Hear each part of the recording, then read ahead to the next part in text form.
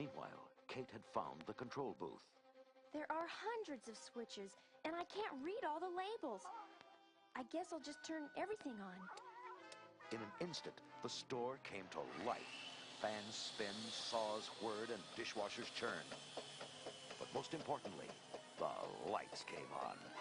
Stripes suddenly screeched in pain. He dropped his crossbow and covered his eyes. He floundered helplessly, looking for darkness. Billy stood up. Good work, Kate. You've blinded him. Now we've got him. Then something strange happened. Stripes stopped short. His ears perked up. With sudden determination, he darted off in the direction of the garden department. Billy was confused. What's he doing now? Where's he going? Then Billy heard what Stripe had heard, and he realized where the gremlin was headed. Oh no! Kate, there's a huge electric water fountain in the greenhouse. Stripe's going to jump into the water. Turn it off or it'll multiply, and soon there'll be hundreds more gremlins. Kate frantically searched for the shut-off switch. Which one could it be, Gizmo? There was no response. Gizmo? Oh no! Gizmo's gone! Where'd he go? Stripe stood in triumph under the shower of water. Billy watched helplessly. Already bumps were forming on Stripe's body, and soon the bumps would turn into new gremlins. And once the process started, no one could do anything to stop it. Then from out of nowhere, Gizmo raced toward the greenhouse in a toy car. Billy watched in amazement. What's that little guy doing now? Gizmo sped around a corner and crashed into the greenhouse wall. The car flipped over, and the tiny Mogwai rolled out. He looked feverishly around, then raced to the cord holding the canvas cover of the skylight. Using all his might, he struggled to untie the knot. Then Gizmo's plan dawned on Billy. Of course. He's going to blind Stripe by uncovering the skylight. Finally, the cord released. The blind flew open, throwing Gizmo across the room. Sunlight poured into the room, bathing Stripe in its brilliant rays. Stripe screamed as his skin began to crack. The ugly bumps withered, and he started to melt like a candle. Kate rushed in and embraced Billy. Oh, Billy, he's dead. Yeah, thanks to Gizmo's help. Gizmo? Wait a minute. Where is he?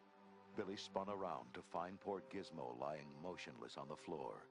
He rushed over to his tiny friend and scooped him into his arms tenderly. Gizmo, please be okay.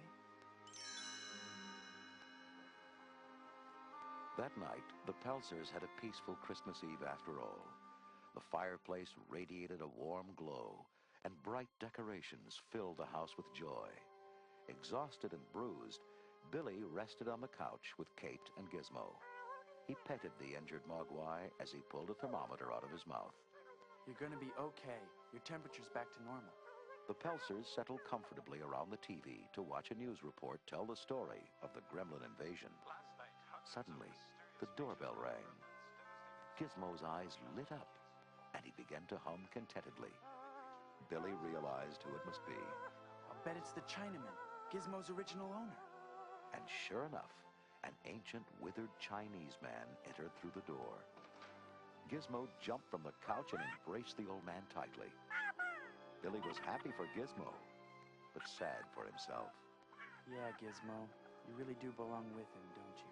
The old man was stern. You have done with Mogwai what your society has done with all nature's gifts. You people do not understand. You are not ready. Billy nodded to the Chinese man in sad recognition. Then the old man gently placed Gizmo into a small wooden box and turned to leave. But a sound from the box made him stop. He opened the lid, and Gizmo peeked out, his tiny eyes searching for his friend. Billy grinned.